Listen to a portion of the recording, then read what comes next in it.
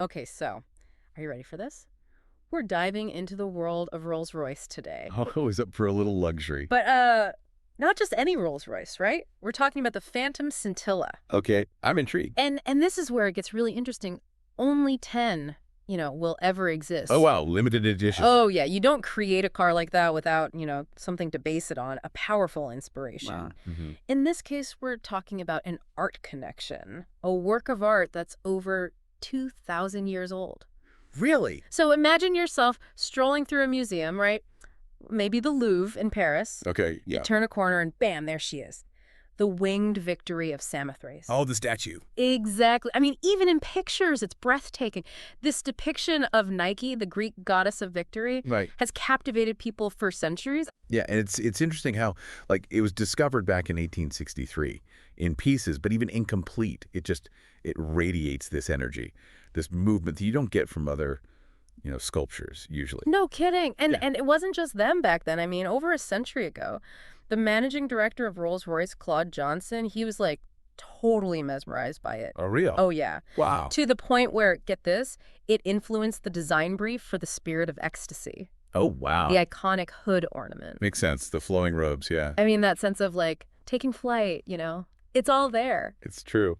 Which makes you think, right, what is it about this statue that spoke to people across such a huge span of time? Yeah, that's a good question. Why this statue? What is it? It's like maybe it's that split seconds, that fleeting moment of glory that the sculptor captured so well. Rolls-Royce even refers to the Phantom Scintilla as a scintilla, like a spark of fleeting beauty. Interesting. It's like they're trying to translate that energy into something tangible.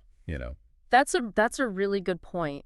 And that's what's so cool. How did they do it? How did they translate the essence of this ancient masterpiece into like a 21st century car? Mm-hmm. Mm-hmm. How did they capture that spirit, the spirit of the winged victory? Right. Not just like visually, but in the soul of this car. Well, they definitely thought about the materials. So like the Phantom Scintilla has this special ceramic finish Okay. that's supposed to like replicate the look and feel of Pyrenean marble. It's that same material, that they use to sculpt the winged victory, and it has this incredible luminosity. Wow, so they're going for that play of light. Mm-hmm. That sense of something like radiating from within. Exactly. This is more than just a fancy name on an expensive car. Oh, absolutely. It's about capturing like an emotion, an idea. Yeah. And to really understand it, we need to talk about the embroidery. Wait, the embroidery. Yes, embroidery in the car. What, like a little logo on the headrest or something? Oh, no, nothing like that. Imagine like patterns, intricate patterns cascading across the doors and seats, Wow. all meticulously crafted like with thread. You're kidding. Rolls-Royce actually calls it painting with thread. Painting with thread. Okay, now we're talking. How do they even do that? It's all in the technique. Yeah. Like different colors and thicknesses of thread, even changing the direction of the stitches to create this like luminous effect. Wow. Designed to mimic the drapery of the winged victory, Yeah. Capture that same sense of movement and lightness. I can't even imagine the skill, the patience. How long does it take to do that even? So get this. The door motif alone, 633,000 stitches. You're kidding. The total for the doors and the seats, over 869,500. That's insane. And that's all done by hand. Absolutely, yeah. They were- Each car is over 40 hours of hand stitching just for those embroidered panels. Wow. It's a level of dedication you don't see anymore. No wonder they're only making 10. Right. That takes time. And remember, this is just one detail Oh, I bet. in a car overflowing with them. I can only imagine. But to really get the Phantom Scintilla, we need to go deeper than like the surface and think about the why, the philosophy behind it all. So we've talked about the materials, the embroidery, how they're capturing the essence of the winged victory. Mhm. What else did they do? Well, let's move to the dashboard. Okay. Specifically, there's this feature they call the Celestial Pulse Gallery. Celestial Pulse Gallery. And remember how we were talking about capturing that fleeting moment, that spark of energy? Yeah, that scintilla idea. Right. So the Yeah. Celestial Pulse Gallery, it's like they tried to do that visually. Okay. Imagine this. Running across the entire dashboard, they have this art piece made of aluminum and ceramic. Hold on. Aluminum and ceramic? What's that look like? So it's all about fluidity, right? Mhm. They've created these 7 ribbons out of solid aluminum. Wow. And each one, like, meticulously milled and finished with a ceramic coating. Wow, so it's shiny? Well, the edges of the ribbons are polished to a mirror shine, yeah, but then the back plate is like brushed aluminum, so you get this play of light and shadow, you know? Oh, I see. So it's not like a flashy design, but it's that interplay of light that kind of draws your eye. Exactly. It's about that feeling of movement, Right. fleeting beauty, even within a solid object. Yeah. And it all ties back, to the winged victory. Right. The flowing robes, the motion captured in the sculpture, Mm. they've echoed that in the Celestial Pulse Gallery, just like they did with the Spirit of Ecstasy. It's fascinating how those elements from like thousands of years ago still resonate. Mm-hmm. Like there's something about capturing a fleeting moment in time that's just... Absolutely. And speaking of fleeting moments, we have to talk about the Starlight Headliner. Oh yeah, the Starlight Headliner. That's the Rolls-Royce thing where the ceiling's like the night sky. You got it. But in the Phantom Scintilla, it's not just a random, like, scattering of stars. They've hand-placed over 1,500 fiber optic lights to create this display. Wait, so the stars actually move? Well, they're designed to mimic the flowing robes of the winged victory, Oh wow. billowing and shifting, Yeah. like she's about to take flight. That's incredible. It's so intricate, especially with that many lights. It's like having a planetarium in your car, Mhm. but instead of like, constellations, it's this homage to art and the pursuit of victory. Right. Talk about setting the mood.